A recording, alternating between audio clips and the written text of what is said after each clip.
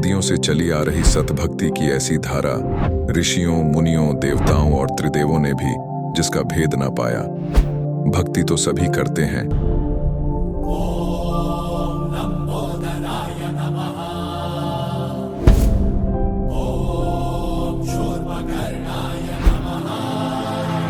और हरदम यह सोच रहती है कि रहने के लिए आलीशान घर हो, घूमने के लिए बड़े बड़े पार्क हो, खाने पीने के लिए स्वादिष्ट भोजन हो, हम कभी बीमार ना हो, कभी दुखी ना हो और कभी भी ना मरे।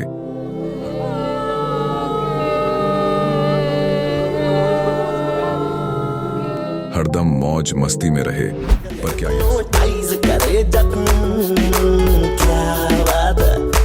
पर क्या यह संभव है? हम सब इतनी भक्ति करते हैं, व्रत करते हैं, श्राद्ध निकालते हैं, कावड़ लेकर आते हैं, बोले बोले, बोले, अरे बोले बोले, बोले। मंदिरों में जाकर मूर्ति पूजा करते हैं,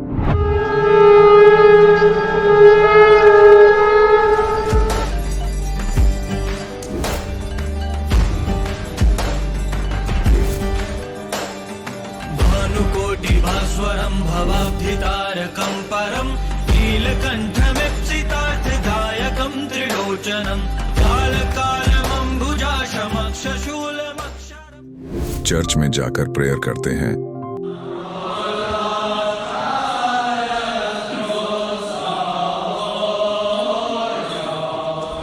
मस्जिद में जाकर नमाज अदा करते हैं,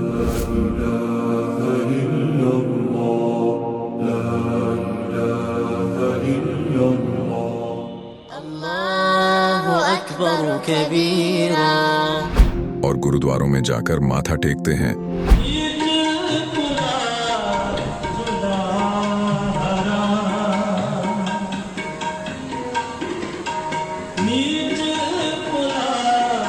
फिर भी दुखी क्यों है? लेकिन क्या आप जानते हैं वो कौन सी भक्ति है? वो भक्ति जिसने मीरा को जहर से बचा लिया, ध्रुव और प्रहलाद की रक्षा की, अंधे को आंखें और बहरे को कान दिए, कोढ़ी को काया दी, दुखियों को सुखी जीवन दिया, मरने वाले को जीवन दान दिया और लाइलाज बीमारियों को दूर किया। जब संत रामपाल जी महाराज जी से दीक्षा ले ली थी, उसके बाद जब उनका कुछ विद इन मंथ कैंसर में राहत मिली।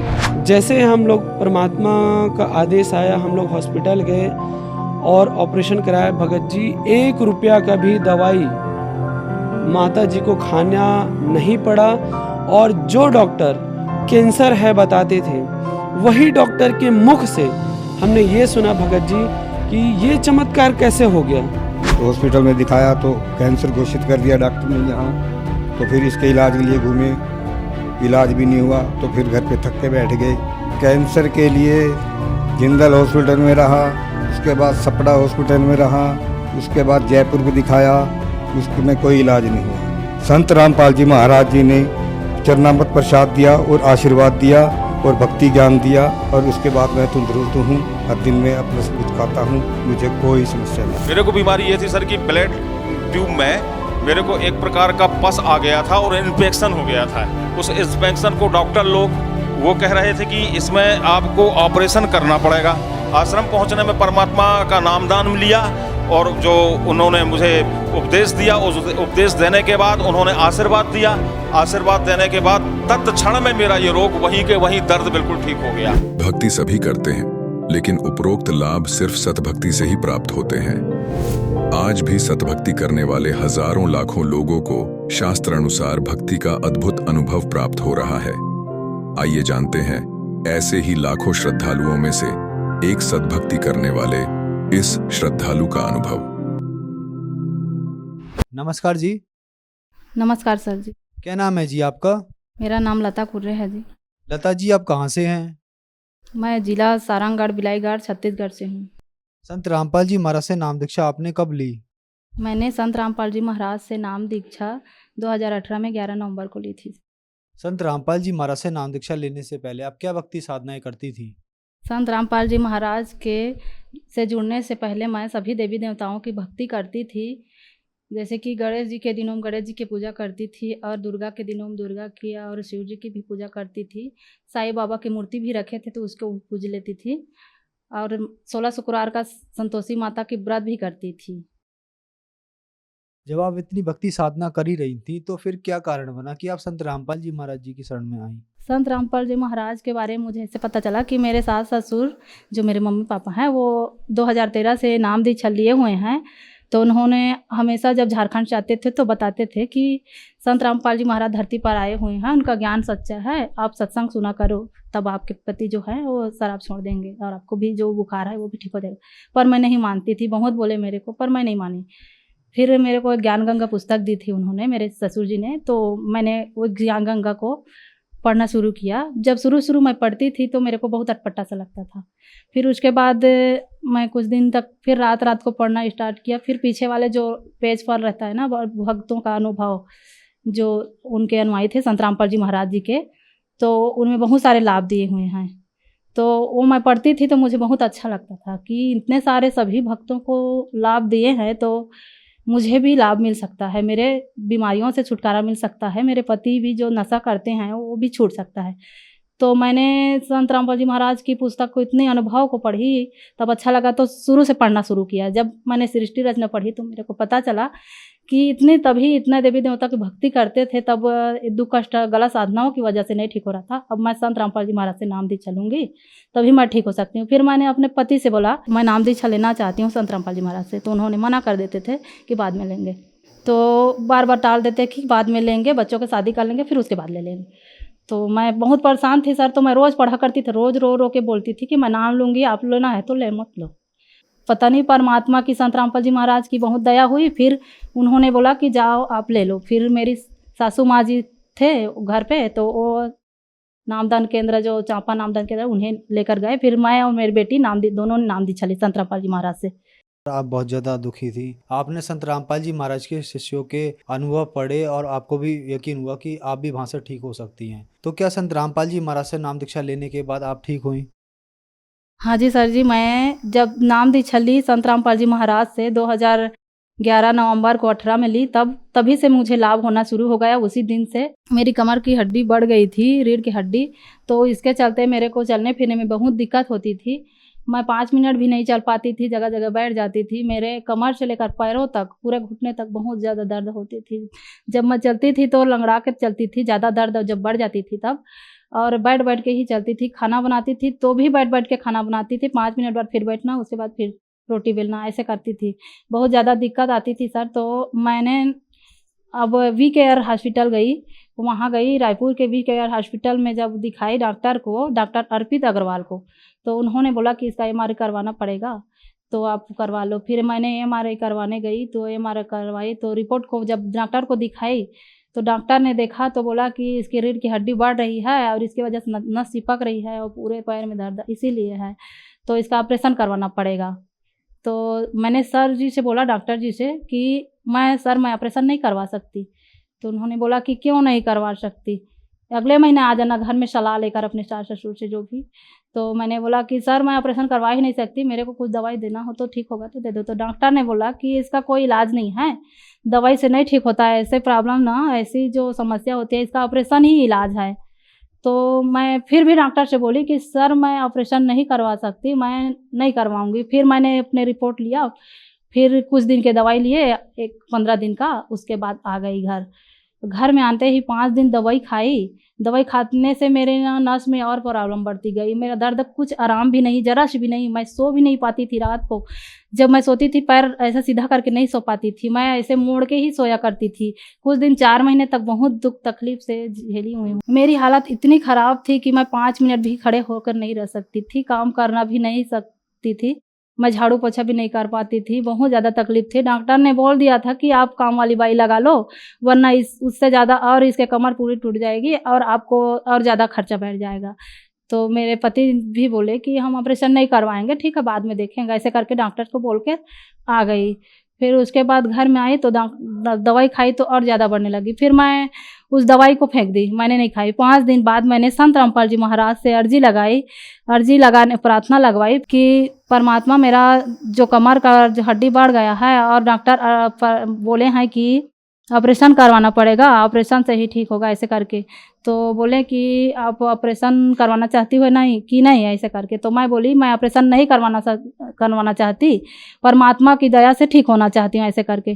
फिर परमात्मा का आदेश आया कि बेटा आप भक्ति करते रहो, विश्वास करके करना, ठीक हो जाएगा।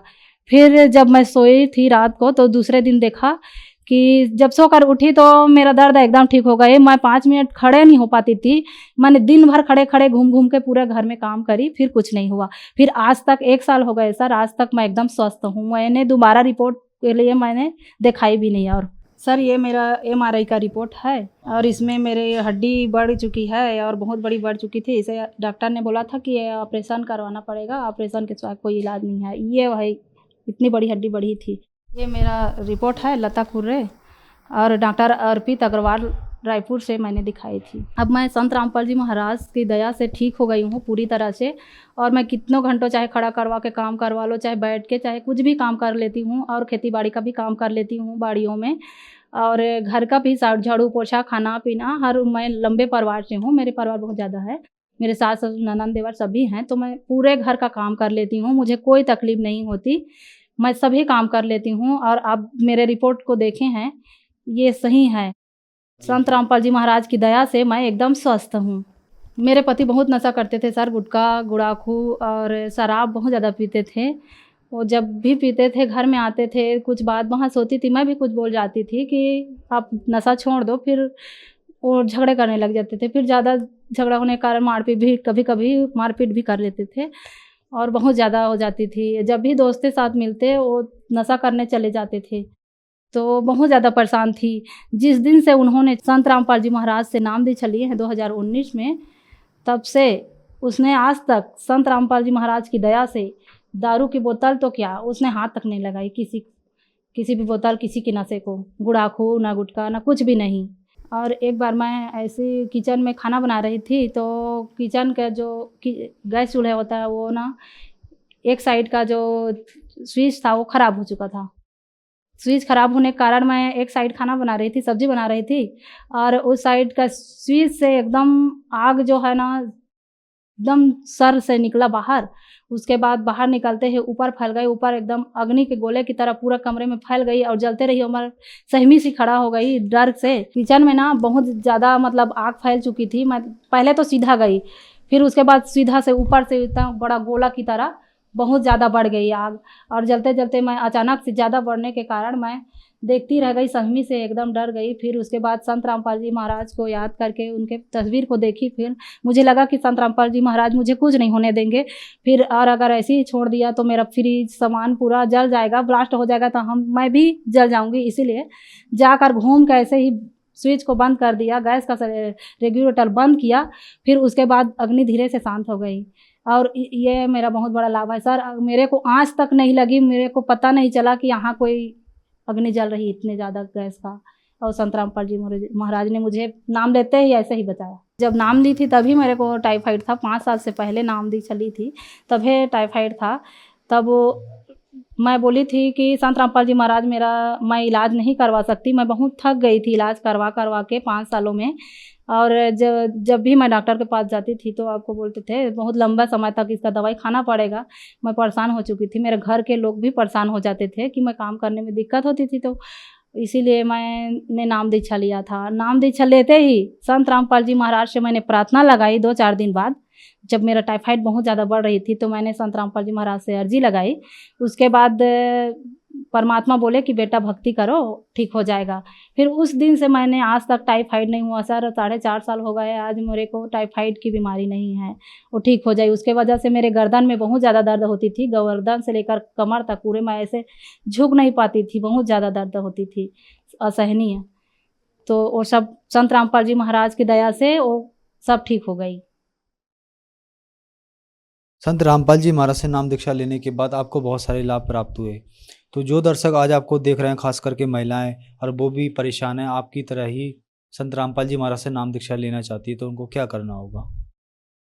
संत रामपाल जी महाराज का अनेक चैनल पर सत्संग आते हैं, बहुत से चैनलों पर तो सत्संग चलते रहते हैं। तो मैं विनती करती हूँ उस भाई या बहनों को जिनके घर में जो शराबी हैं वो ज़रूर करके सत्संग सुने संत रामपाल जी महाराज का, और सत्संग सुने। और जो भी भाई और बहनों बीमार हैं, बहुत बड़े बीमारियों से ग्रस्त हैं, तो वो भी संत रामपाल जी महाराज का सत्संग को लगातार सुनिए।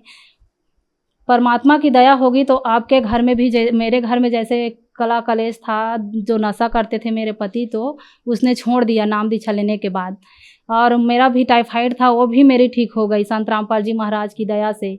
और मेरे रीढ़ की हड्डी बढ़ चुकी थी, उन्होंने, डॉक्टर ने बोला था, रायपुर के डॉक्टर ने, डॉक्टर अर्पित अग्रवाल ने, कि ऑपरेशन होगा, ऑपरेशन के सिवा कोई इलाज नहीं है। तो वो भी ठीक हो गया परमात्मा की दया से, संत रामपाल जी महाराज जी के दया से।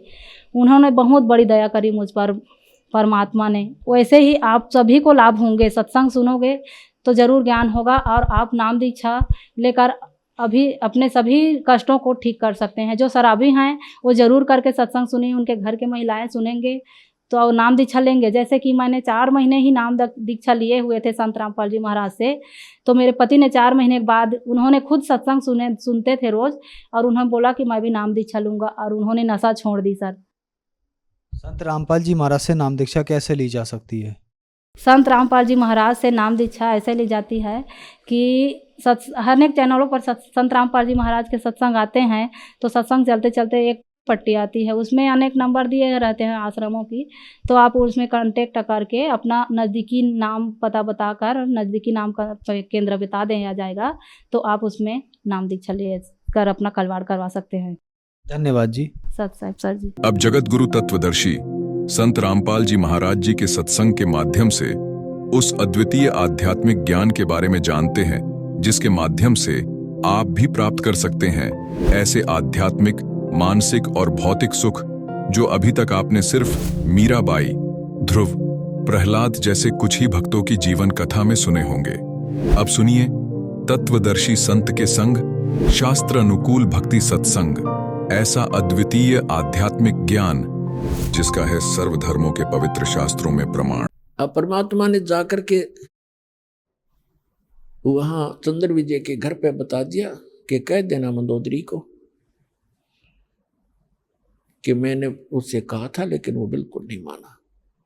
मंदोदरी वहीं आ गई कुदरती, क्योंकि बुला लाई जाकर के वो कर्मवती चंद्र विजय भाट की पत्नी, और कहा परमात्मा ठीक है, आपकी बात उसने नहीं मानी तो मेरा आज से वो मन तमृत्यु मान ली उसकी।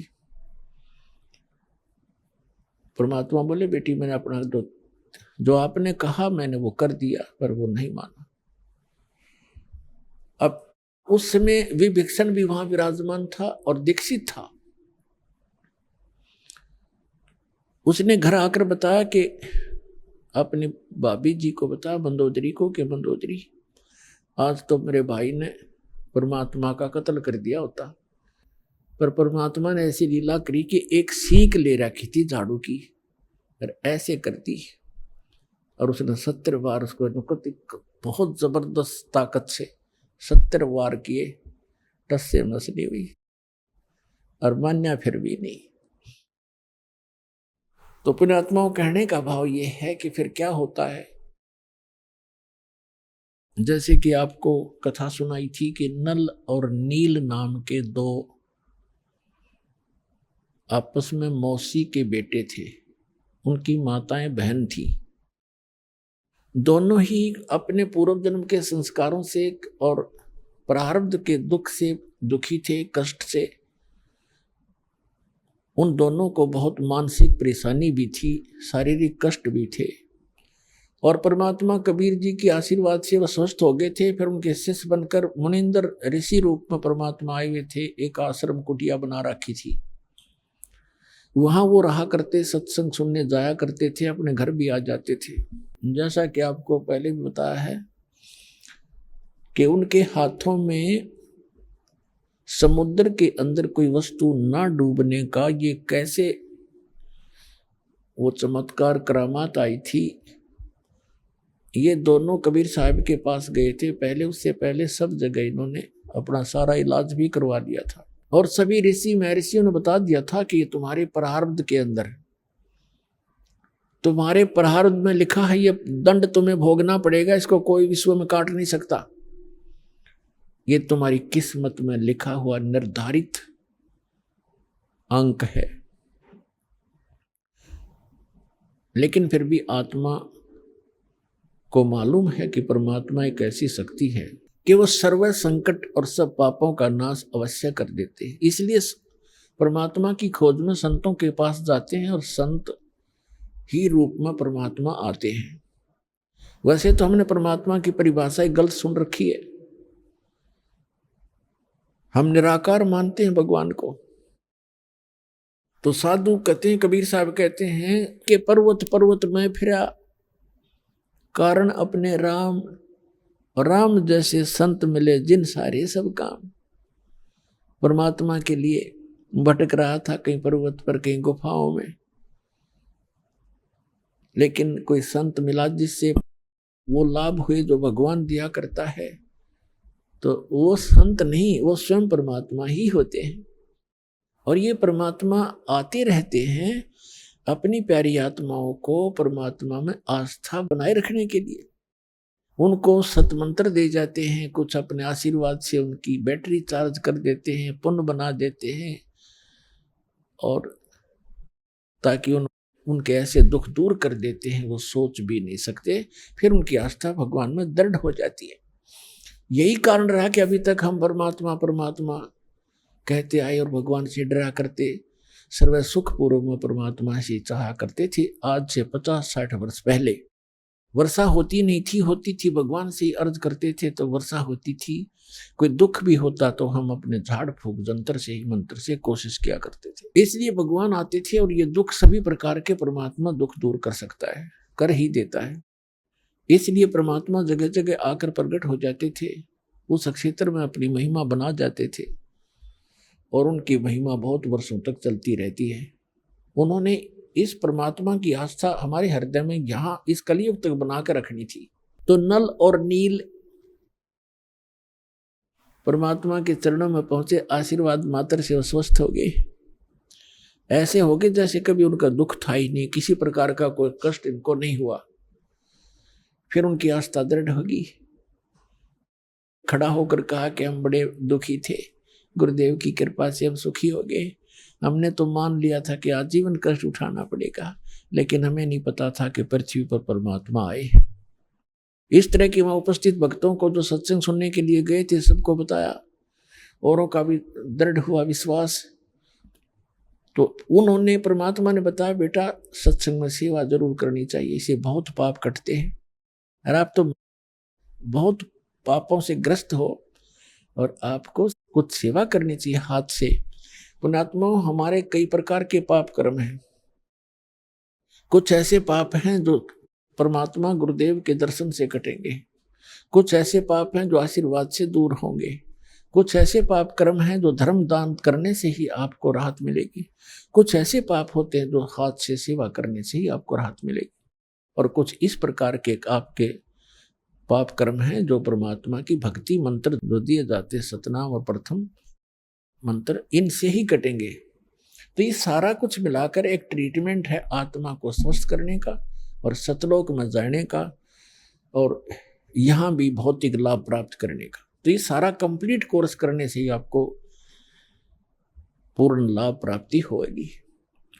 तो उन्होंने पक्का दृढ़ निश्चय कर लिया कि जितने भी यहाँ रोगी, बूढ़े, वृद्ध, बहन, भाई, माता, भाई, पिता जो बुजुर्ग आते हैं उनके बर्तन साफ करते, उनके, क्योंकि परमात्मा के दरबार में दुखी ही ज्यादा जाते थे। कोई रोगी था, कोई कोढ़ी था और कोई किसी बीमारी से ग्रस्त था, कोई भूतों का सताया, कोई देवताओं पितरों का सताया हुआ वहां जाते थे। तो वो क्या करते थे, बर्तन ले जाते थे, बेले, थाली, गिलास। उस टाइम काशी के हार्दे काशी धातु थी और काशी धातु का गिलास हो चाहे बेला हो चाहे थाली, वो अवश्य डूब जाता है, पानी पर तैरता ही नहीं। तो उसमें ऐसा साधन था कि पहले बर्तनों को या कपड़े धोने होते तो पानी में भिगोया करते, घंटा 2 घंटा, उनका वो मैल गल जाता, फिर साफ करा करते रेती बर्तनों को रेत रात से। तो वो क्या करते थे, गंगा यानी दरिया के किनारे बैठ जाते थे, उन बर्तनों को भिगो के, कपड़े होते कपड़ों को, और 1 घंटा 1.5 घंटा एक वृक्ष के नीचे बैठ कर भगवान की चर्चा करते थे। और भी बैठ जाते भक्त, और सत्संग में सुने हुए वचनों पर डिस्कशन किया करते थे कि हमारे साथ ऐसा दुख था, परमात्मा ने आशीर्वाद दिया, हम स्वस्थ हो गए। और भी आपस में चर्चा करते थे कि हमें भी ऐसे कष्ट था, यहाँ आते हमें ये राहत मिली, ऐसा ऐसा सुख हुआ, परमात्मा आए हुए हैं, भगवान, ये तो मुनिंदर नहीं भगवान समझो। इस तरह की चर्चा करते करते वो मस्त हो जाते। उधर से कोई उनका किसी का गिलास, किसी का लोटा, किसी की थाली, किसी का बेला बह जाता, उनको ध्यान नहीं रहता, किसी के कपड़ा, किसी का तौलिया, किसी की धोती वो बह जाती। और वो बेचारे मांझ मूंझ का जो इकट्ठे करके लिया कर रख देते, उठा लो अपने अपने। अब किसी की थाली नहीं, किसी का बेला नहीं, किसी का गिलास नहीं, तो कहते भी हमारा ये नहीं मिला, हमारा ये नहीं मिला।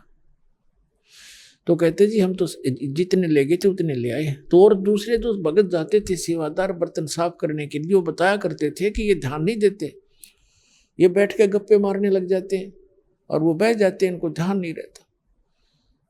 तो उन्होंने आखिर में ये शिकायत परमात्मा तक पहुंचा दी कि जी आप अपने जो दो भक्त हैं, ये इनको हमने मना भी कर लिया कि आप सेवा रहने दो, कि सेवा ना करो। हमारे तो गिलास कहाँ से लाए इतनी दूर जंगल से गांव में जा करके, हम तो दुखी हो जाते हैं, हमने यहाँ 2-4 दिन रुकना है, सत्संग है।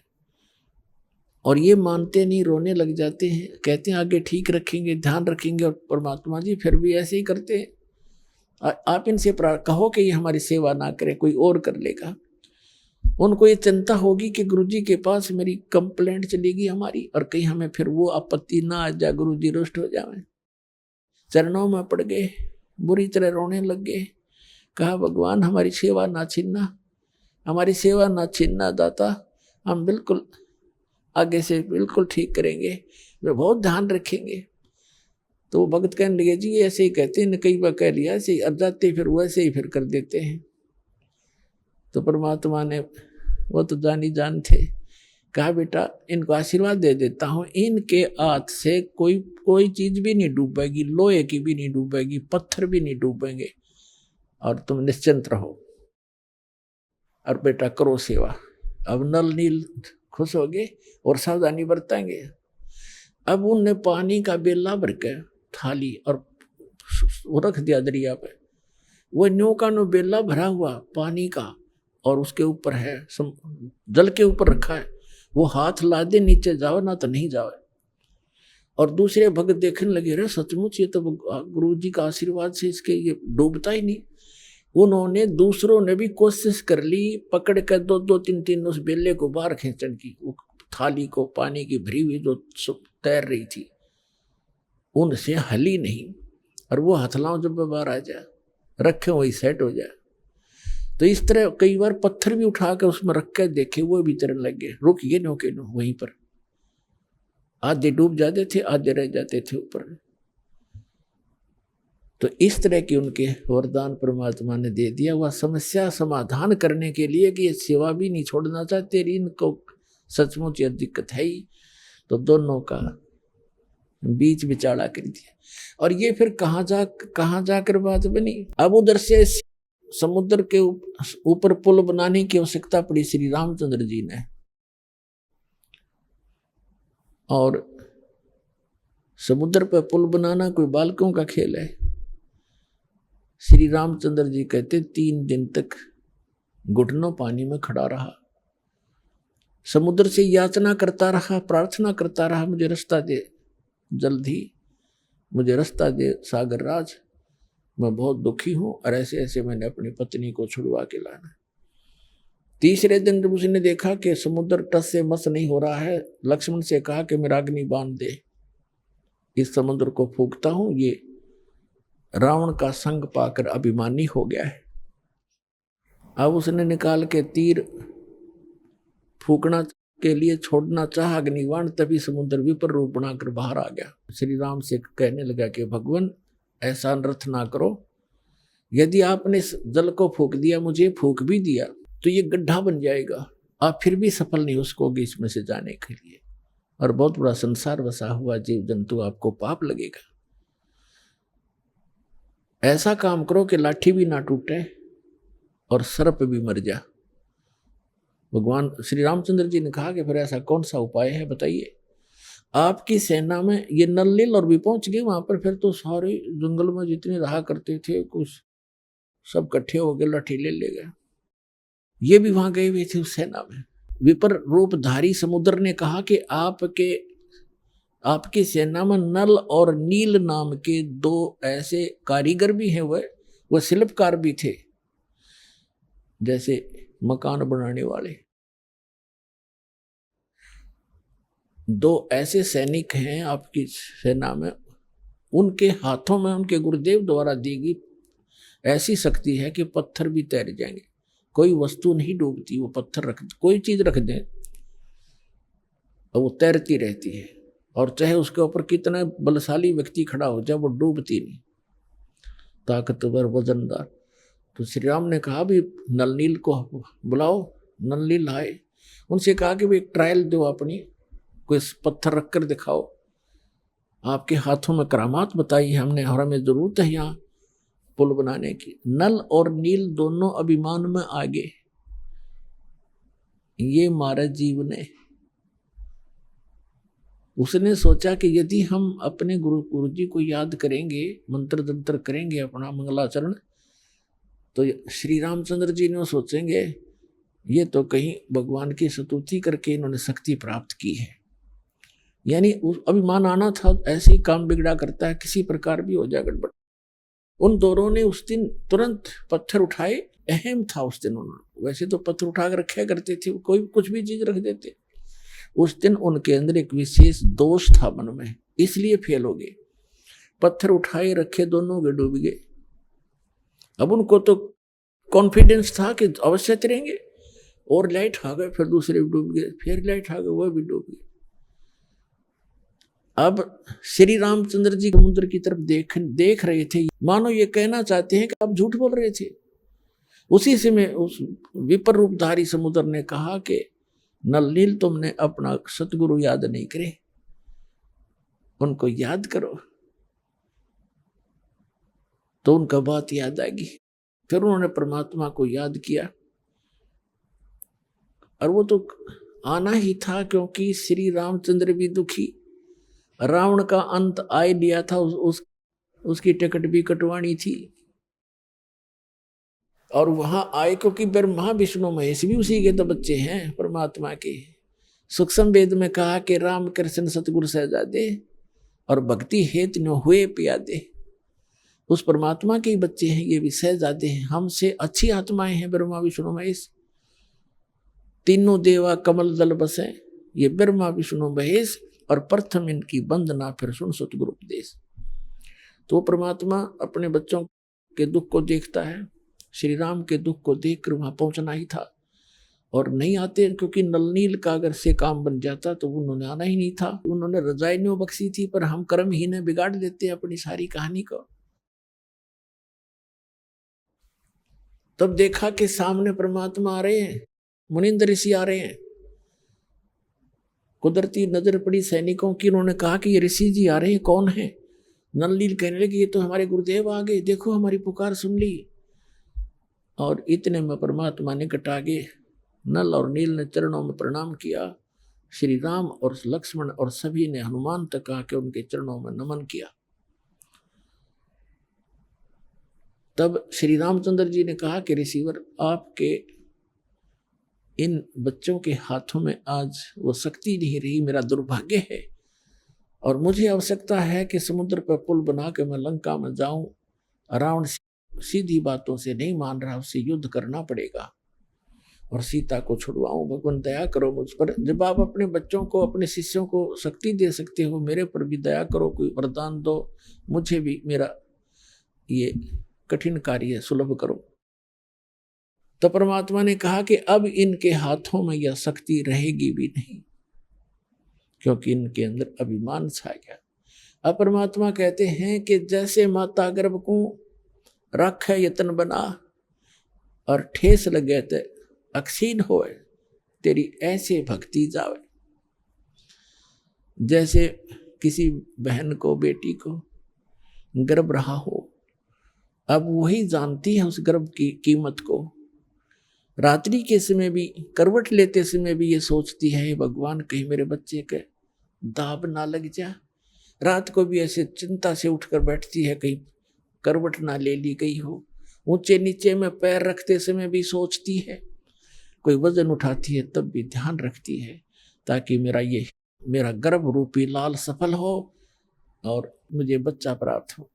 तो परमात्मा कहते हैं ऐसे आपको जिस दिन से मंत्र प्राप्त हुआ है उस दिन से आपकी आत्मा के अंदर भक्ति रूपी ये लाल गर्भ प्रारंभ हो गया है। और इसको इतना सतर्क रहना पड़ेगा, आपने इसको ऐसे रखना पड़ेगा जैसे माता गर्भ को रखे यत्न बना और ठेस लगे तो अक्सीन होए, तेरी ऐसे भक्ति जावे नसावे। तो उन्होंने भक्ति नाश किया, गुरु जी की से आस्था हटी, अभिमान घर कर गया। अभिमान इस जीव का सबसे बड़ा शत्रु है। अहंकार के अंदर जीव मार खाता है, और जीव क्या कि अहंकार से यहाँ प्रधानमंत्री बना हो चाहे सारी पृथ्वी का राजा हो, 1 मिनट में अधरंग पैरालिसिस हो जा, बांका मुंह हो जा, हाथ उठे नहीं, माखी मुंह में गब्बड़े और लिकड़े, खा कभी मान इसका मट्टी का। तो हमारे को काल ना अज्ञान से इतना मूर्ख बना दिया कि हम इस मिट्टी का भी मान कर लेते हैं, अपने को सुपीरियर मानने लग जाते हैं। हमारी बुद्धि भ्रष्ट कर रखी इस काल ने। तो श्री रामचंद्र जी ने कहा कि भगवान फिर मेरे ऊपर तो बड़ी आपत्ति आई है, कुछ दया करो, एक पुल बन जाए इस पर समुद्र के ऊपर। तो परमेश्वर ने कहा क्या वो मेरे साथ साथ हाथ में एक सोटी ले रखी थी, डोगा जैसे आजकल बूढ़े रखा करें सोटी, वैसे भी रखते हैं जैसे कोई कुत्ते बिल्ली से बाहर जाते हैं तो रख लेते थे। वो एक सोटी थी, डंडा था, उसके साथ ऐसे लाइन खींच दी रेखा एक बहुत बड़े पहाड़ के चारों तरफ गए, और कहा कि इस रेखा के अंदर अंदर के पत्थर उठा लीजिए, ये सब हल्के कर दिए हैं, जिससे अपना पुल बनाओ बन जाएगा। अब वो पत्थर उठाए गए, उनकी ट्रायल ली गई, बिल्कुल आसानी से ऊपर तैर जाते हैं। अब नरनील दोनों शिल्पकार भी थे, उन्होंने उनको काट तराश के एक दूसरे में फंसा के भी ऐसे एडजस्ट कर किए उन्होंने। इतना योगदान उनका फिर भी रहा, लेकिन वो परमात्मा कबीर जी की कृपा से मुनिंद्र रूप में आए, भगवान की दया से समुद्र पर वो पुल बनाने में श्री रामचंद्र जी सफल हुए थे। जगत का पेखना पेख्या धनी का, नाम ना लेखा जगत का, पेखना पेख्या धनी का, नाम ना लेखा।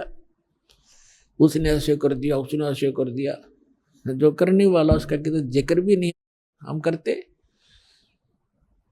तो पुण्यात्माओं, इस प्रश्नों के उत्तर सुनकर वो भक्त इतना प्रभावित हुआ जी, बात तो आपकी सारी नई नई लगे हैं पर हृदय में जगह बनावे, और कुछ कुछ मुझे आपकी बात में दम लगा। अब पुण्यात्माओं, प्रथम बार ये पुराना पेंट इतना जबरदस्त हो रहा है आपके हृदय में, पुराना अज्ञान। अब पुराना पेंट कहीं हो रहा हो, नए पेंट ने के जल्दी सी टेकने दे, लेकिन दास के पास वो रेगमार है, कति खुर्च दूंगा और ऐसा कर दूंगा कदे भी ना उतरा आजीवन। परमात्मा कहते 9 मन सूत उलझिया, ऋषि रहे झखमार, और सतगुरु ऐसा सुलझा दे उलझन दूजी बार। इस अध्यात्म मार्ग को परमात्मा कबीर जी की दया से, गुरुदेव जी की रजा से ऐसा सुलझा दिया है, इस कलयुग में नहीं उलझ सकता। को उलझाना चाहोगा तो भी नहीं उलझेगा, ऐसा मक्खन बना के दर दिया, ताक एक मक्खन बना दिया। अपनात्मा, ये त्रेता युग में परमात्मा की कथा आपको सुनाई, द्वापर युग में परमेश्वर आए और करुणा में नाम से प्रसिद्ध हुए। एक बाल्मीक था, भिक्षु नाम का बाल्मीक, और उसकी पत्नी थी गोदावरी, और वो निसंतान थे। उनको परमात्मा ऐसे ही कमल के फूल पर मिले थे। शिशु रूप धार करके। उनके घर पे प्रवेश होने से वो वाल्मीकि कहलाए। अब ये जाति तो हमने हमने बना रखी, भगवान के लिए सब जीव बराबर हैं, एक जैसे। वो तो दृढ़ भक्त अच्छी आत्मा से किसी मजहब जाति धर्म में हो वहीं पहुंच जाते अपने बच्चों के लिए, क्योंकि सारे उसके बच्चे हैं। एक ब्राह्मण था गंगेश्वर और उसका पुत्र था गणेश, और एक सुदर्शन भक्त था वाल्मीकि जाति में।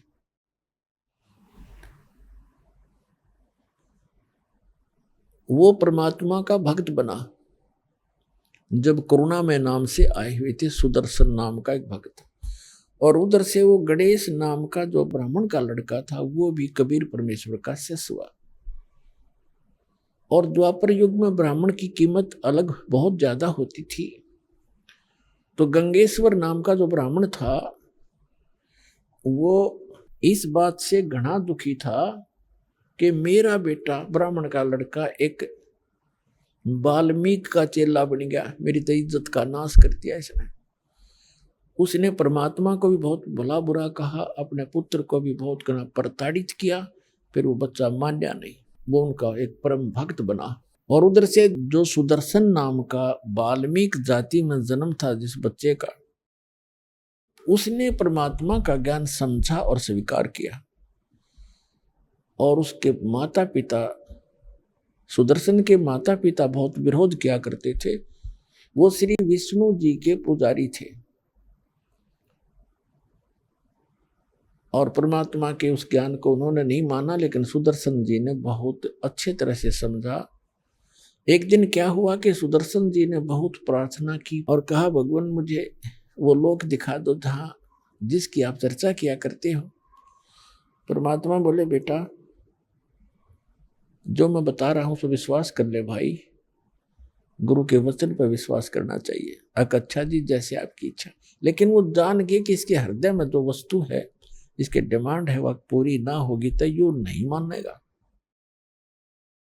तो परमात्मा ने कहा ठीक है। एक दिन परमात्मा बैठे थे, चल तुझे सतलोक दिखाऊं। अगर जी ले चलो। उनको सतलोक ले गए। एक रूप में वही बैठे हैं, वो उनकी आत्मा को लेकर सतलोक ले गए। 3 दिन और 3 रात तक वो लड़का बेहोश पड़ा रहा, सुदर्शन। अब उधर से उसके माता पिता को पता चला कि ऐसे ऐसे वो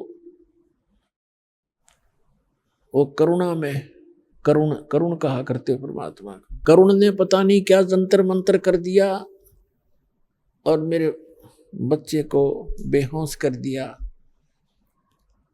अब परमात्मा की माता पिता के पास भी जाकर उलाने देने गई वो उसकी माता सुदर्शन की कि तेरे बेटे ने मेरा बेटा मार दिया, इसने पता नहीं कि जंतर मंत्र कर दिया। उसकी माँ समझाने लगी करुण जी को, करुणा में जी को, कहने लगी बेटा तूने क्या कर दिया। उसके लड़के का इकलौता पुत्र था। अब उसका भी नहीं पता था इस बात का, वो भी आ गई वहां शोक व्यक्त करने के लिए। और भी इधर उधर के लोग इकट्ठे हो गए, डॉक्टरों को दिखाई, झाड़ फूक करवाने लगे, कुछ नहीं हुआ। तो तीसरे दिन परमात्मा उसको लेकर वापस आए। उठते ही कहता है, सारे इकट्ठे हो रहे रिश्तेदार तक, वो करुण कहाँ है, करुण कहाँ है भगवान, वो तो भगवान है, वो तो परमात्मा है, करुण कहाँ है। उठकर चल पड़ा, परमात्मा के घर पहुंच गया। अब घर वालों को तो खुशी हुई कि चलो हमारा बालक जीवित हो गया, कुछ भी कहता रहो। और उस दिन के बाद उस सुदर्शन जी का ऐसा दृढ़ विश्वास हो गया कि ये भगवान उतरे, ये एक आम वाल्मीकि नहीं है, व्यक्ति नहीं है। तो कहने का तात्पर्य दास का है कि पुण्यात्माओं, जैसे महाभारत के युद्ध के समय श्री कृष्ण जी में प्रवेश करके काल ने गीता का ज्ञान दिया, और श्रीमद् भगवत गीता के अंदर आपने बहुत पढ़ा हुआ है, यानी काल भगवान ने कहा कि अर्जुन तू युद्ध कर ले, तुझे पाप नहीं लगेंगे, तू तो निमित्त निमित्त मात्र है, ये सब मैंने मार रखे। और फिर ये भी कहा कि यदि तू युद्ध में मारा गया तो स्वर्ग प्राप्ति होगी, और यदि युद्ध में जीत गया पृथ्वी का राज भोगेगा, तेरे दोनों हाथों में लड्डू। महाभारत का युद्ध जैसे तैसे काल ने डरा धमका कर अर्जुन तैयार कर लिया और महाभारत का युद्ध हो गया। उसके बाद युधिष्ठिर जी को पांडव का जो बड़ा बड़ा था पांडव, उसको राजगद्दी पर बैठा दिया। उसमें करोड़ों बहनें विधवा होगी, कई करोड़ अनाथ बालक हो गए, उनके बच्चे बेटा बेटी। 18 करोड़ व्यक्ति सैनिक मारे गए, तो उनकी कितनी पत्नियां विधवा हुई होंगी और कितने बच्चे अनाथ हुए। युधिष्ठिर राजगद्दी पर बैठ गया। अपने आत्माओं, परमात्मा कहते हैं मन तू पावेगा अपना किया रे, भोगेगा अपना किया रे। अपना कर्म का भोग तुझे भोगना पड़ेगा जब तक परम संत की शरण में नहीं आएगा। तुम कौन राम का जपते जापम, तात कटे न ये तीनों तापम। तुम कौन भगवान का जाप जपते हो, नाम जपते हो, जिससे तुम्हारे ये 3 ताप भी नाश नहीं हो रहे। 3 ताप के अंतर्गत कौन से आते हैं? जैसे कोई किसी पर जंतर मंत्र कर देता है, कोई किसी को श्राप दे देता है, कोई किसी के घर प्रेत छोड़ देता है, कोई प्रेत आत्मा बाधा करती है, प्रेत बाधाएं हो जाती हैं। ये 3 ताप होते हैं। कहते इन 3 तापों को भी तुम्हारे भगवान नाश नहीं कर सकते। अपना आत्मा उदाहरण देते हैं। कुछ दिनों के बाद के वर्ष के अंदर अंदर ही युधिष्ठिर जी को बहुत बुरे बुरे सौंपन आने लगे। ऐसा लग रहा जैसे उसके घर में सिर कटे हुए व्यक्ति और धड़ धड़ आ रही है, हाहाकार मची हुई है, बहनें चूड़ियां फोड़ रही है, विधवा हो गई है, अनाथ बच्चे अपनी माताओं के लिपट कर रो रहे हैं, हमारा पिता कहाँ है, हमारा पिता कहाँ, वो कुछ जवाब नहीं दे पा रही। एकदम भयभीत होकर घबरा कर बैठ जाता है। द्रौपदी ने 1 दिन देखा, 2 दिन देखा, 4 दिन देखा, उनसे प्रार्थना की आप सो जाओ। वो एक बार लेट जाते, तुरंत फिर बैठ जाता, आंखें फटी फटी रहती, राजकाज में कोई रुचि रही नहीं। द्रौपदी ने उन 4 पांडवों से कहा कि आपके भैया के ऊपर कोई आपत्ति है, कोई राज की समस्या है, तुम पूछिएगा। उन 4 ने प्रार्थना की कि भैया आपको कोई ऐसी समस्या है तो हमें भी साथ लो। कहते हैं अपने मन का दुख बताने से बट जाता है, कुछ बताओ क्या कहानी है। उन्होंने बड़ी मुश्किल से बताया कि मुझे ऐसे ऐसे भयंकर सौपन आते हैं। अब श्री कृष्ण जी उनके धार्मिक गुरु थे, जिसमें महाभारत का युद्ध कराया उस समय इसके अंदर काल प्रवेश था और वो अपना करवा के नाश निकल गया। इसने कहा कि गीता अध्याय नंबर 4 के श्लोक नंबर 9 में कि मेरे कर्म और जन्म अलौकिक है। विष्णु पुराण के अंदर 2 ऐसी कथाएं हैं कि एक समय असुरों का और सुरों का, देवताओं और राक्षसों का युद्ध हो गया। देवता भागे राक्षसों से डर के बहुत जंगल में जाकर कि जब समुद्र के किनारे बैठ के तपस्या की। भगवान विष्णु की युग काल आ गया विष्णु रूप में और कहा ठीक है तो आप ऐसे करो, एक पुरंजय नाम का क्षत्रिय राजा है, उसको तैयार करो तुम युद्ध के लिए, और मैं, इसने कहा मैं उसमें प्रवेश करके और सब राक्षसों का नाश कर दूंगा। तुम उन राक्षसों को ललकारो जाकर युद्ध के लिए और पुरंजय को प्रसन्न करो, आपके साथ खड़ा खड़ा हो जाए वहां पर, उसके अंदर मैं प्रवेश करके उनको मार डालूंगा। अब देखिएगा, यह है श्री विष्णु पुराण, गीता प्रेस गोरखपुर से प्रकाशित है, सचित्र हिंदी अनुवाद सहित गीता प्रेस गोरखपुर से प्रकाशित है। इसके कौन है संपादक?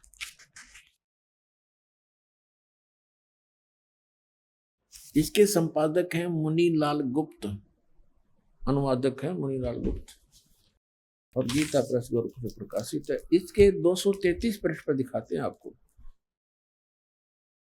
यह है चतुर्थ अंश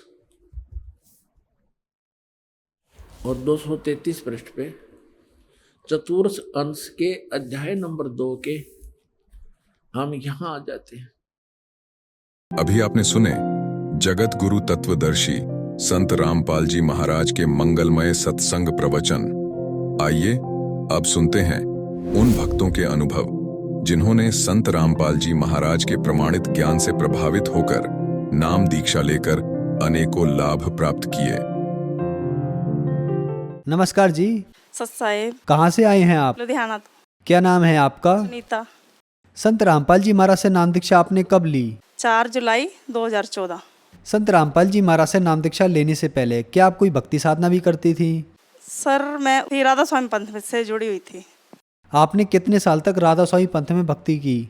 नाम दीक्षा तो सर मैंने ली 1997 में। उस वक्त जब मैंने ली ना 1997 में, तो जैसे मैंने 1997 में नाम दीक्षा ली, तो जैसे जिस परिवार से मैं जुड़ी थी वो ससुराल वाले वो भी सब कट्टर राधा स्वामी थे एकदम। जो मेरे हस्बैंड थे उन्होंने तो कभी ये नॉनवेज वगैरह टच भी नहीं किया था, मगर उनमें क्रोध अहंकार इतना ज़्यादा था, बहुत ज़्यादा। तो 1997 में जैसे नाम दीक्षा ली, उसके बाद मैं घर आई, तो उसके बाद घर में इतना क्लेश हुआ कि 97 में नाम दीक्षा ली, 99 में मेरा डिवोर्स हो गया। इतना लड़ाई झगड़ा हुआ। उसके बाद फिर मेरा 3 साल केस चलता रहा। उसके बाद मैं अपने मायके चली गई, तो फिर 3 साल ऐसी लड़ाई झगड़े का केस चलता रहा। 99 में डिवोर्स हो गया। उसके बाद हम अलग से रहने लग गए। तो उसके बाद फिर मेरा विश्वास तो उस भक्ति से बिल्कुल ही उठ गया था। तो मैंने राधा स्वामी डेरे में चिट्ठियाँ भी डाली, तो वहाँ भी मैंने आपका नाम दीक्षा ली, तो भी मेरे से ऐसे क्यों होने लग गया ये सब। उसके बाद मेरे को विश्वास तो रहा नहीं, उस ना मैंने वो भक्ति की। उसके बाद फिर दोबारा जब मैंने अपना घर बनाया, तो वहाँ पे हमारे ही कॉलोनी में ना राधा स्वामी सेंटर नया खुला। तो मैं सभी किसी को पहले बताती नहीं थी कि भाई मैं राधा स्वामी पंथ से जुड़ी हुई हूँ। तो फिर मैं जब सेंटर खुला ना, तो फिर मैंने बता दिया कि मैं भी इसी पंथ से जुड़ी हुई हूँ इतने साल से। तो कोई मेरी बात का यकीन ही नहीं कर रहा था। वो करे तुम मंत्र सुनाओ, तो मैंने बता दिया। वो कह रही हाँ भाई बात तो सही है, भाई यही मंत्र है। उसके बाद मेरी सहेलियां जो सब थी वो मेरे को ऐसे ही ले गई, चल तू नया सेंटर बन रहा है उसमें सेवा कर, सब बाबा जी सब कुछ ठीक करेंगे, ठीक है। तो फिर मैं उस सेंटर में जाने लगी। जैसे उस सेंटर में जाने लगी तो मैंने देखा थोड़ा भाव, फिर मेरे अंदर भी वैसे ही भक्ति, फिर मैं वो साधना करने लग गई। वो जैसे बैठ कर करते हैं 2.5 घंटे, वैसे बैठ के मैं भी वो साधना करने लग गई। तो सेवा में भी जाने लग गई, ब्यास भी जाती, भाई लोगों की सेवा मैंने ली हुई थी, मेरा बैच भी बन गया था, सिक्योरिटी का भी बन गया था। तो मतलब रात दिन में सेवा में जाने लग गई। उसके बाद जब मैंने वो सेवा इतनी मैं तन मन धन से करती, जैसे लंगर की सेवा में बैठती थी ना, तो लोग जो और औरतें थी वो थोड़ी देर करती और उठ के चल जाती, कभी बाथरूम कभी क्या। और मैं जब तक जितनी देर सेवा चलती उतनी देर ही मैं उसको एकदम तन मन से उस सेवा को करती, विश्वास से। तो उसके बाद मेरे को धीरे धीरे बीमारियाँ आ गई। थायराइड हो गया मेरे को, यूरिक एसिड, मेरे से कोई घर का काम ना हो, झाड़ू पोछा कुछ ना लगे, शरीर इतना भारा हो गया, दवाइयाँ इतनी सारी हो गई, बस ऐसी बीमारियां लगने लग गई मेरे को। आपको राधा स्वामी पंथ से नाम दीक्षा लेने के बाद कोई लाभ नहीं मिल रहा था, तो फिर आपको कैसे लगा कि ये साधना सही नहीं है, संत रामपाल जी महाराज की शरण में चलना चाहिए? हाँ, फिर ऐसे था, मेरे बड़े भाई हैं पहले, वो जुड़े गुरुजी से, संत रामपाल जी महाराज जी से, भाई वो जुड़े, वो 2013 में जुड़े थे मेरे बड़े भाई। तो वो आते मेरे पास और मेरे को पूछते, भाई तू अपने सत्संग का मेरे को ज्ञान सुना, नहीं तो फिर मैं तेरे को अपने गुरुजी का सारा ज्ञान सुनाता हूँ। तो मेरे को तो कोई सत्संग का ज्ञान, मैं तो सेवा ही करती, सत्संग का तो मेरे को कोई ज्ञान में कि ये मंत्र दिया, बस मंत्र करो इससे मोक्ष मिल जाएगा, दोबारा जन्म नहीं होगा, भाई यही था। भाई बाबा जी आते लेने, सब ऐसे ही बोलते थे, इन्हीं बातों पर यकीन करती थी मैं। तो बस वे मेरे भाई मेरे को ऐसे रोज़ समझाते, आके रोज़ समझाते, तो मैं उनकी वजह से लोक लज्जा मान बढ़े आई, इसमें फंसी हुई थी, भी लोग क्या कहेंगे, इसने तो गुरु छोड़ दिया। भाई जैसे एक मेरी दुकान भी है मनियारी की और ब्यूटी पार्लर भी, सभी मेरे राधा स्वामी जितने सबसे बहुत अच्छी जान पहचान थी। भाई सब क्या कहेंगे, ले इसने तो गुरु बदल लिया, वैसे कहते गुरु तो बदलना नहीं चाहिए। तो बस इसी मान बढ़ाई। फिर उसके बाद मेरा भाई मेरे को ले गया अपने घर, तो मेरे को सत्संग सुनाने लग गया। उस वक्त गुरु जी के आध्यात्मिक ज्ञान चर्चा आती थी 13 में संत रामपाल जी की। उस वक्त मेरे को कोई इतना उस पर असर ही नहीं हुआ, कोई सुना ही नहीं, क्योंकि उसका रंग चढ़ा हुआ था। फिर एक बार मेरे को मेरा भाई मेमोरी कार्ड दे के गया, तो वो मैंने ना मोबाइल में लगा के कह रहा तू ये सत्संग सुन। तो जैसे जैसे मैं सत्संग सतगुरु रामपाल जी महाराज के सत्संग सुनने लगी ना, तो जैसे जैसे मेरे को सारा ज्ञान समझ में आने लगा। भाई ये तो क्या था, हम क्या कर रहे थे, कितना ये इसमें दिया हुआ, ये तो कोई इसके नाम का भी हमको अर्थ नहीं पता भाई। जो ये मंत्र देते हैं भाई किसके हम कर रहे हैं नहीं कर रहे, ये तो सब काल की भक्ति है। तो फिर मेरे को सारा ज्ञान समझ में आने लग गया। मैंने जैसे ना 10-15 दिन ही सुना खूब लगातार, काम मोबाइल लीड लगा लेती, कान में काम करती रहती सत्संग। तो एक दिन मेरे को ना संत गुरु रामपाल जी महाराज, जैसे मैं सो रही थी जागते में ही, तो गुरु जी आए रात को सपने में। तो उन्होंने ना मेरी ऐसा लेप लगाया, उसकी खुशबू मैंने आज तक कभी देखी ना, गोल्डन कलर का ऐसे लगा। मेरे साथ ही मैं सो रहा था, तो जैसे उन्होंने मेरे को लेप लगाया, जब मैं सुबह उठी मेरा शरीर एकदम हल्का, बीमारियाँ खत्म हो गई, कोई तंदुरुस्त। मैं इतना भाग भाग कर सब घर का, कभी मैं था मैं सारा घर का काम सब कुछ करूं, भी बोल रही तेरे को क्या हो गया, तू तो बड़ा काम करने लगी। तो फिर मैंने ना, जब मेरा भाई आया, फिर मैंने उसको रात को संत रामपाल जी गुरु जी सपने में आए, मेरे को ऐसे लेप लगाया।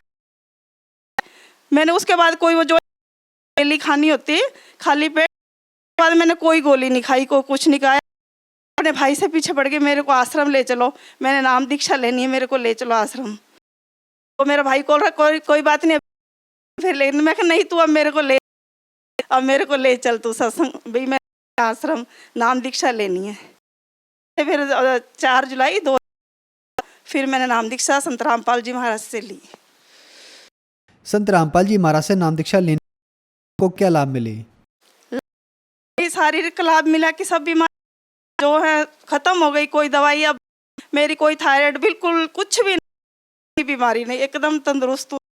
चाहे जितना मर्जी मैं काम करूँ, कोई थकावट नहीं, कोई कुछ नहीं, और बीमारियाँ सब ठीक हुई। और जो लाभ है घर के लाभ, पहले चलाती थी इतना, मेरे को ये भी सामान ला के बेच लूँ, मतलब हो जाए, इसमें मुनाफा हो जाए, मगर होता कुछ नहीं था। कर्जा कभी सिर से उतरता नहीं था, उतना बचती माल और उसको बेचती। ऐसे लोग भाई इसकी दुकान बहुत कर्जा सिर पे ऐसे ही रहता। और जब से संतरा जुड़े तब से सारा एक तो कर्जा उतर गया, कोई एक कर्जा कुछ भी नहीं है, बिल्कुल ही सब कर्जा खत्म हो गया। आर्थिक लाभ सब कुछ सुख से। और मेरी लड़की थी, मतलब कि को मैं पहले कोर्स कराना चाहती थी, सोचती रहती इतने पैसे कहाँ से लाऊं, हस्बैंड तो है नहीं, भाई बच्चे मेरे, तो भाई कैसे कराऊं उसको, कैसे ना कराऊं। रामपाल जी महाराज उसको कोर्स भी कराया और उसकी फीस लगनी थी, वो उसका ऑटो का किराया 2 लाख 1.5 लाख उसके कोर्स में से हो गया, कोई परेशानी नहीं आई। ये भी एक लाभ है। बहन जी, भक्त समाज से क्या प्रार्थना करना चाहते हैं? मैं सबसे ये बोली, सब ये नकली भक्ति, तो परमात्मा आए हुए जी महाराज कि किसी ने आज तक भी टीवी पे ऐसे दिखाए, वो उन्होंने सब ग्रंथों में खोल कर सिद्ध कर दिया, यहाँ पे ये परमात्मा, यहाँ पे ये परमात्मा को सिद्ध करके दिखा दिया सब बोल के। और वो जो भक्ति देते शास्त्रों के उसके साथ, और हमको वही करनी चाहिए जब होगा। सब भगत समाज से यही बोलना चाहती हूँ कि सब ये सही को पहचानो, ये मान बढ़ाई का सब छोड़ दो, सब ढोंग। संत रामपाल जी महाराज से नाम दीक्षा हैं, वो संग आता शाम को, उस येलो पट्टी उस पे नंबर वहाँ पे फोन करते हैं और सब जुड़ जाते हैं। हर शहर में नामदान स्थल खोले हुए गुरु जी। बहुत धन्यवाद जी। ठीक है।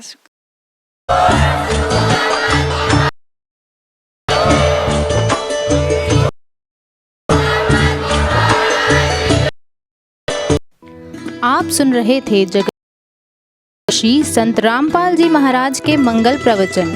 अधिक जानकारी के लिए संपर्क करें।